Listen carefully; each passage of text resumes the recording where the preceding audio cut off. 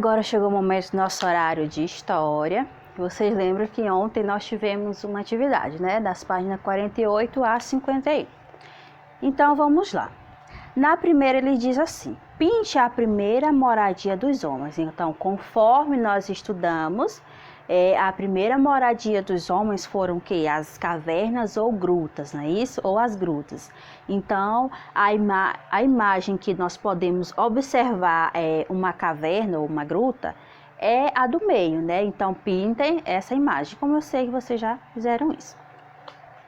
Segunda, grandes escritores deixaram para a história relatos de fatos sociais, e um deles é o Gilberto Freire, em sua obra Casagrande e Senzala.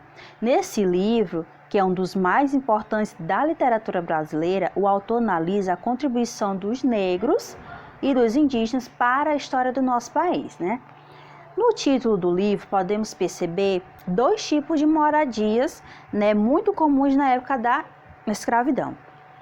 Então, ele nos pede para pesquisar e identificar. Eu sei que vocês já responderam, mas as moradias em que ele fala no título é a Casa Grande e a Senzala. Então, conforme nós estudamos, a Casa Grande era a moradia dos senhores de pessoas escravizadas. Então, os grandes senhores, os coronéis, né?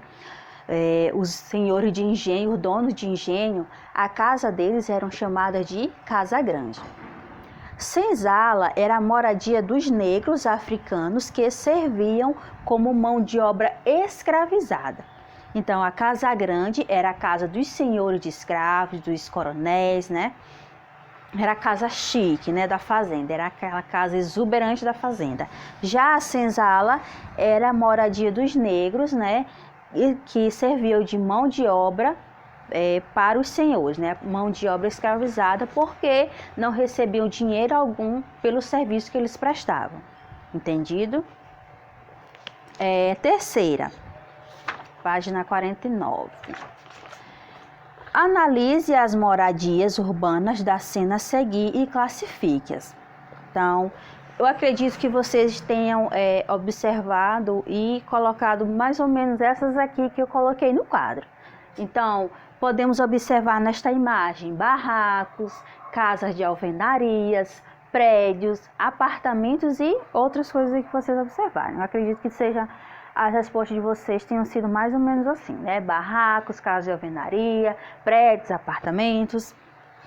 Quarta, de acordo com o que você observou, com o que você leu no texto deste capítulo, o que podemos perceber nessa mistura de moradias da cena anterior? Então, conforme nós estudamos ontem, nós falamos sobre o quê?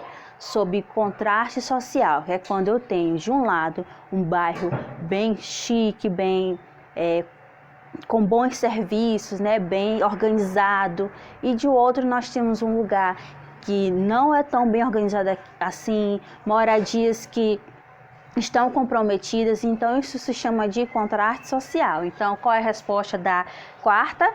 Né, nós podemos perceber um contraste social aqui nessa imagem, né? De um lado nós temos prédios grandes, praias, shoppings e tudo mais, e de outro uma favela, né? Bem precária, né? Na quinta, ele nos pede para pintar os materiais que foram utilizados para a construção da moradia em destaque. Então, nós podemos perceber que foi o quê? Tijolos, né? Tijolos foram utilizados para a construção desta casa. Primeira imagem. Sexta, leia a matéria abaixo. Minha Casa Minha Vida, entrega 929 unidades em Pernambuco.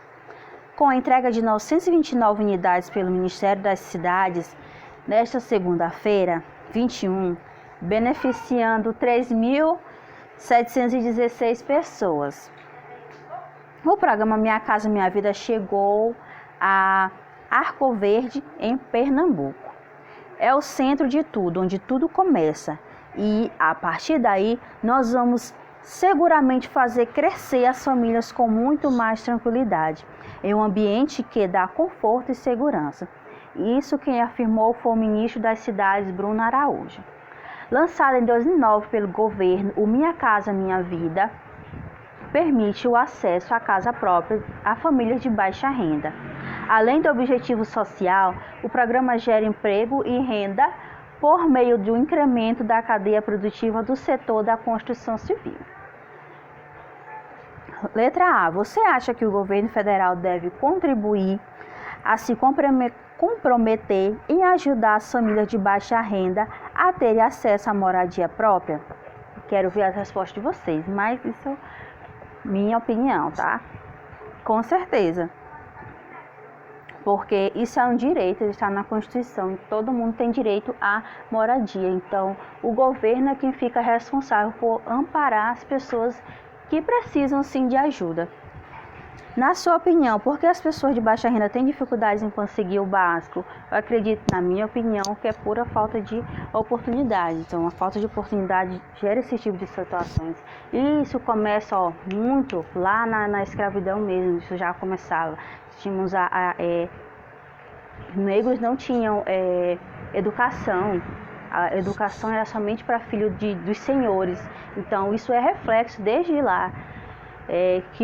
Hoje nós temos essas situações, pessoas em que não conseguem uma casa própria por falta de oportunidade mesmo e diversas situações.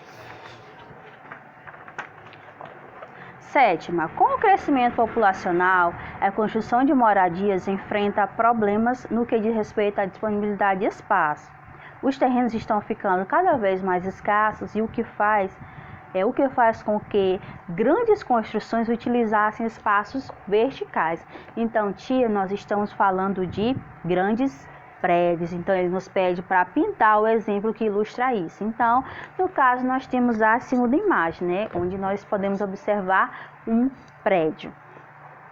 8ª, pesquisa o local na cidade onde você vive, né, que seja um marco para a história da própria cidade. Escreva sobre isso nas linhas.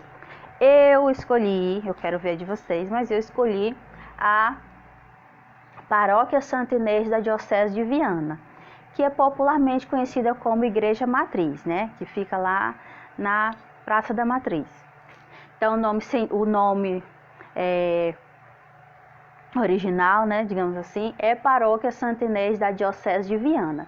Ela foi criada em 1º de janeiro de 1969, criada em 1º de janeiro de 69. E nisso, quem foi o primeiro pároco, né, foi o padre Odilo, foi o primeiro que assumiu a Igreja Matriz como nós conhecemos. Ele foi responsável por ajudar muitas famílias, porque até então Santa Inês tinha pessoas muito carentes. Santa Inês ainda era uma cidade muito pobre, com pessoas muito carentes. Ele contribuiu muito com o povo de Santa Inês e com as pessoas do interior também. Ele trabalhou incansavelmente por anos.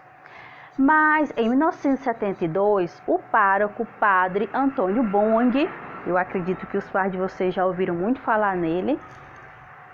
Perguntem para eles que eles vão falar para vocês.